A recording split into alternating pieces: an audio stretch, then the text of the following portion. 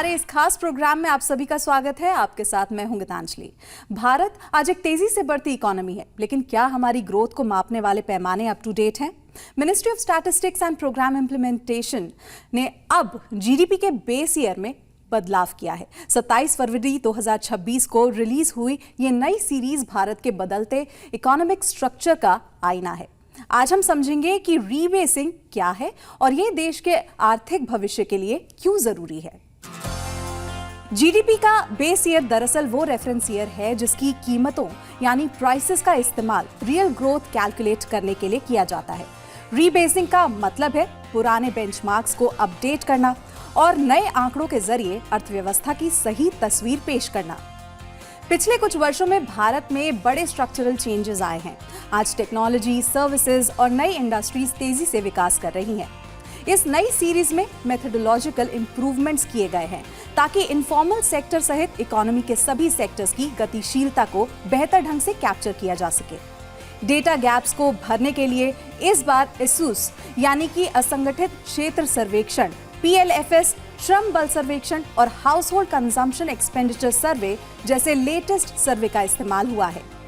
ये संशोधन न केवल एस्टिमेट की रिलायबिलिटी बढ़ाएगा बल्कि भारतीय सांख्यिकीय प्रणाली को अंतर्राष्ट्रीय मानकों के अनुरूप भी बनाएगा। तो इस बारे में और जानकारी के साथ हमारे साथ जुड़ गए हमारे आज के expert miss Shubhra Sarkar, DDG NAD। आपका बहुत बहुत स्वागत है। मेरा सबसे पहला सवाल आपसे यही है कि बेस ईयर रिवीजन की ये एक्सरसाइज एक रूटीन अपडेट से अलग क्यों है और इसकी जटिलता क्या है? स्थिर मूल्य जीडीपी या वास्तविक जीडीपी नीति निर्माताओं के लिए महत्वपूर्ण है क्योंकि यह वास्तविक उत्पादन मात्रा में होने वाले परिवर्तनों को मूल्य मुद्रास्फीति यानी कि इन्फ्लेशन से अलग करती है, जिससे समय के साथ आर्थिक विकास का सही माप प्राप्त होता है। मूल्य विकृतियों को दूर करके यह आर्थिक स्वास्थ्य, संरचनात्मक परिवर्तनों और नीतिगत प्रभावों का सटीक आकलन करते हैं, जिससे effective fiscal and monetary decision में सहायता मिलती है। यह स्थिर कीमतों के आधार पर विभिन्न देशों के आर्थिक आकार और विकास की तुलना करने में भी सुविधा प्रदान करते हैं। कांस्टेंट प्राइसेस पर कैलकुलेशन करना पॉलिसी मेकर्स के लिए क्यों महत्वपूर्ण है? पुराने श्रृंखला में यानी कि 2011-12 के वर्ष में घरेलू क्षेत्रों का अनुमान आधार वर्ष के लिए असंगठित क्षेत्र उद्यमों के सर्वेक्षण और रोजगार बेरोजगार सर्वेक्षण का आधार पे किया गया था, जो कि 2010-11 और 2011-12 में मॉस्पी द्वारा किया गया था। और फिर अगले वर्षों के अनुमान प्राप्त करने के लिए कुछ संकेतों को, जैसे दो सर्वेक्षण के बीच वृद्धि दर या प्रॉक्सी संकेतक, जो कि फॉर्मल सेक्टर के लिए होता था, उसका उपयोग किया जाता था।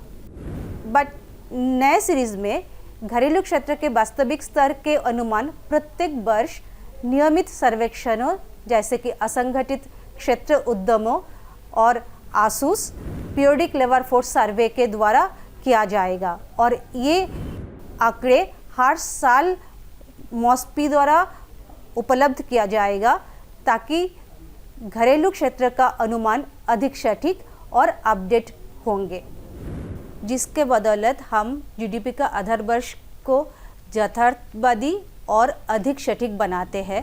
इकोनॉमी में जो संरचनात्मक चेंजेस होता है और स्ट्रक्चरल चेंजेस होता है, नए डेटा सोर्सेस मिलते हैं और पद्धति में जो परिवर्तन आता है उसको हम शामिल करते हैं।